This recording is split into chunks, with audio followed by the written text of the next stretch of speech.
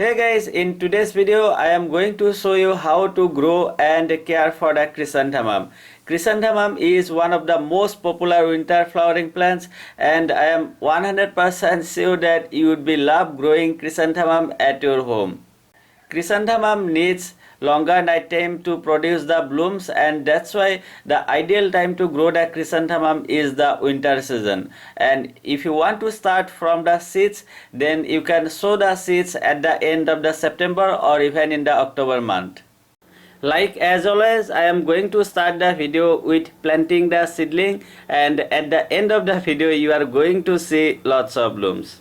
These are the seedlings, and please note that these are the taller variety of chrysanthemum, and definitely you can grow the drop variety as well. I would say that drop variety looks much more attractive because they grow bushier.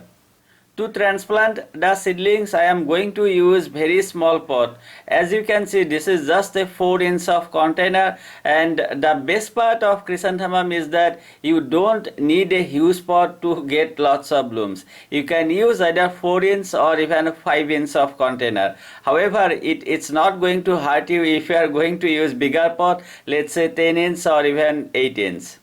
My pot has way too many drainage holes, as you can see, so I just kept some broken pieces of the clay pot on the drainage holes so that water can drain out well. So please make sure your pot has at least one drainage hole. For the potting soil mix, I am taking 3 different components in equal part. One part is normal garden soil, other part is sand, and the last part is vermicompost. Instead of sand, you can also use coco peat. Filling the container, and while filling it, please press the soil very gently to get rid of the air pockets. Taking out the baby seedling, and now I am just making a hole in the center. Now planting the seedling, and while planting it, please press the soil very gently once again. Next, I am just watering it, and while watering at this stage, please be extremely careful. I say this thing in each of my videos that if you start anything from tiny seedling, please be extremely careful while watering. If you are going to give it too much water, then your seedlings may die, so please be careful. Next, I am going to keep the pot in bright area for next few days, and then only I am going to keep the pot under direct sunlight. Today I am going to do the pinching procedure, and pinching means simply removing the top part of the plant so that it grows bushier. If you are growing the taller variety of chrysanthemum, I would highly recommend you to do the pinching procedure at least for once, or if you like, you can do it more than once as well. Let me inform you another important thing. See, if your plant is already blooming, or if you have bought a plant which is already having buds or it's blooming, then you really don't need to do pinching at all, and please don't do that. Pinch your plants only if you are growing it from the seedling stage.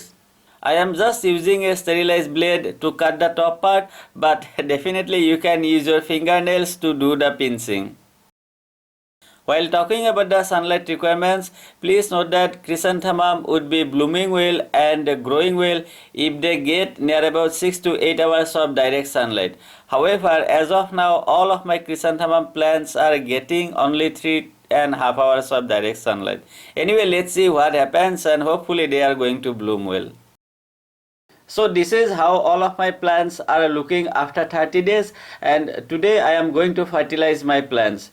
While growing chrysanthemums, you really don't have to worry about fertilizing too much, because most variety of chrysanthemums bloom only once per season. Once all the buds are bloomed, they don't bloom in that season.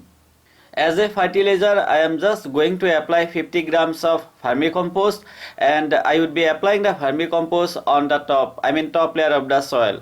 See, normally I remove the surrounding soil at least half to 1 inches, but since the pot itself are really very small, I am not going to remove any soil from the pot, because if I do, I may hurt the roots, and that's why I will be adding the vermicompost on the top.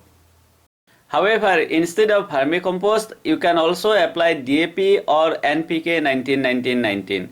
For DAP, you can apply 2 to 3 crystals of DAP if you are also growing your chrysanthemums in a similar kind of pot, and you can apply DAP once in 20 to 25 days.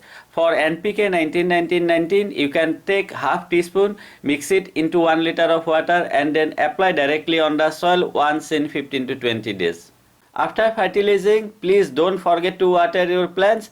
I also did, but somehow I forgot to record it. And while applying any kind of chemical fertilizer, please note that you should not do that in the middle of the day. If you are applying any kind of fertilizers, then apply either in the early morning or during the sunset. So guys, this is how it is looking after 115 days, and I know that it's a very long journey, but I was just waiting so that I can show you something pleasurable at the end of the video. I have discussed about the most important things already, but let me tell you that if you are able to provide your plants 6 to 8 hours of direct sunlight, that time you would be able to get even more blooms. However, I really don't have anything to complain at all because I am really happy the way they are blooming. While talking about watering requirements, please note that it depends on many other factors, and please allow me to explain it properly. So let's say you are also growing your chrysanthemum plants in a container similar to me, let's say 4-inch or even 6-inch of container, and it's also getting the similar amount of sunlight, let's say 3.5 hours or even 4 hours. That time you would have to water it daily, and this is the same thing I did. However, if you are growing in a much bigger container, let's say 10-inch or even 12-inch of container, that time please let the topsoil dry out a bit and then only water it. And this is not only for chrysanthemum, this rule applies for most of the winter flowering plants.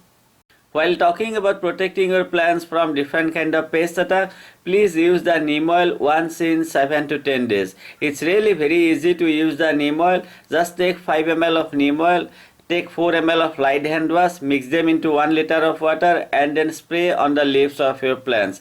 By the way, I do have a video where I have shown the entire process, so please watch that video simply clicking on the I button on top right corner. If you want to propagate your chrysanthemum plants, you can do it either by the seeds or even by the cuttings. The reason why chrysanthemum is so popular is because they are really very easy to grow from the softwood cuttings, from the new growth. And that seedling, whatever you saw me at the time of transplanting, it was not a seedling actually, it was a softwood cuttings which already had the roots. And this is the same thing the nursery people keep doing it over and over. They have already the mother plants and they just collect the softwood cuttings and grow a lots of plants and sell them to us. This is one of my other drop variety of chrysanthemum, and my aim is to get thousands of blooms, and hopefully I will be able to achieve my goal. Anyway, I am going to share you the result very soon in coming days. So guys, this is all about how to grow and care for the chrysanthemum, and if you found the video useful, then please don't forget to like the video, share it, and subscribe to my channel if you haven't, and many thanks for doing that. Thank you once again for taking your valuable time to watch the video. I truly appreciate it. Have a great day and enjoy.